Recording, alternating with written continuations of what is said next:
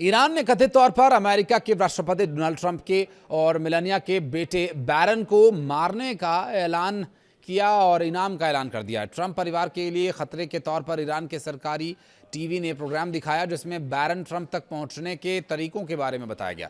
साथ ही उनकी हत्या करने वाले $10 मिलियन यानी करीब 95 करोड़ भारतीय रुपयों का ऐलान कर दिया गया है।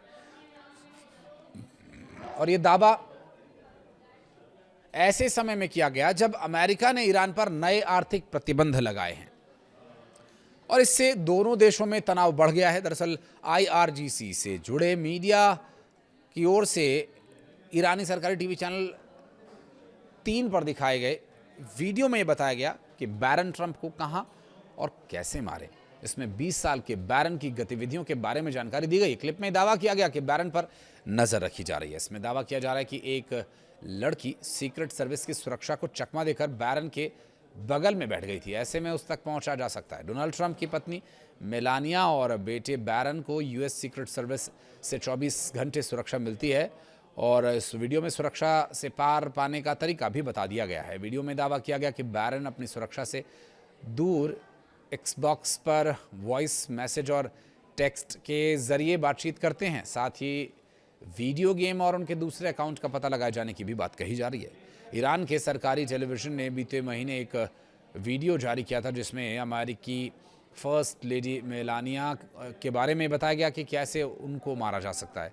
उस वीडियो में ट्रंप की पत्नी मेलानिया के बारे में जानकारी दी गई थी। वीडियो में आखिर में कहा गया था कि बैरन ट्रंप, हमारा इंतज़ार करो, तुम्हारी बारी आ रही है। इसके बाद अब बैरन से जुड़ा वीडियो जारी किया गया है और अमेरिका ने बड़े पैमाने पर ईरान के खिलाफ आर्थिक प्रतिबंधों को लेकर ऐलान कर दिया। डोनाल्ड ट्रंप के ट्रेजरी सेक्रेटरी स्कॉट बेसेंट ने यही कहा कि ये अमेरिका का ईरान के खिलाफ अब तक का सबसे बड़ा आर्थिक अभियान है और इस अभियान का मकसद ईरान के आर्थिक संसाधनों और वित्तीय रास्तों को बंद कर उसे आर्थिक रूप से पूरी तरह से अलग थलग कर देने का है।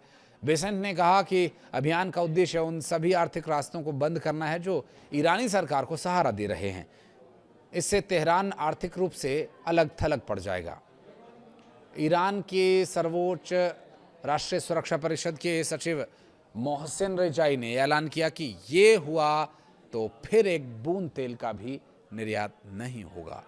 स्ट्रेट ऑफ हॉर्मुज से पर्शियन गल्फ तक सब कुछ बंद कर दिया जाएगा।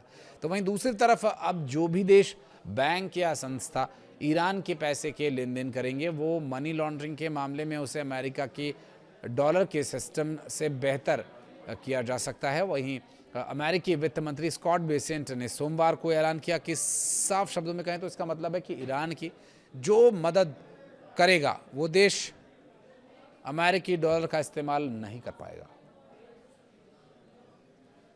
बेसेंट ने साफ शब्दों में कहा कि ईरान के लिए मनी लॉन्ड्रिंग करने वाले किसी भी संस्था को अमेरिकी डॉलर सिस्टम से बाहर कर दिया जाएगा।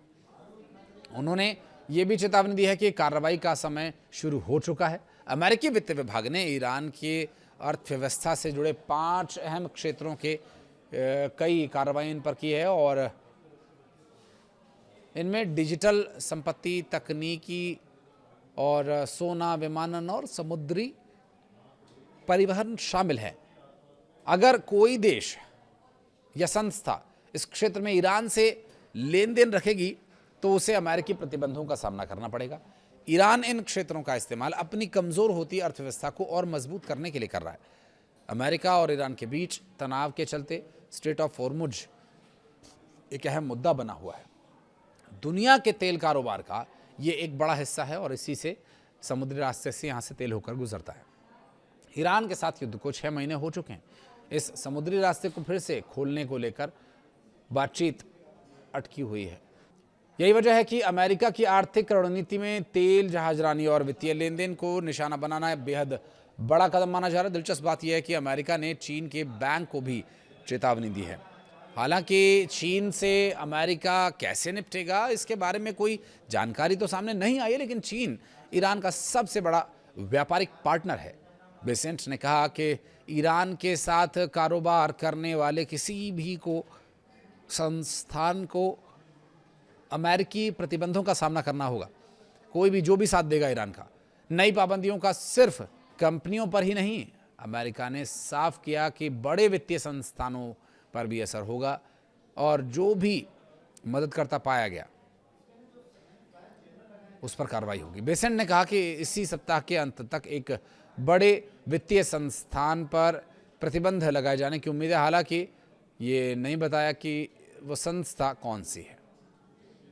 आप गैस कीजिए कि वो संस्था कौन सी हो सकती है और क्या चल रही है इस वक्त रणनीति।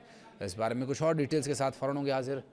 फिलहाल इस वीडियो को यहाँ तक देखने के लिए आपका बहुत बहुत धन्यवाद। कुछ कहना चाहें तो कमेंट सेक्शन में ज़रूर बताइएगा।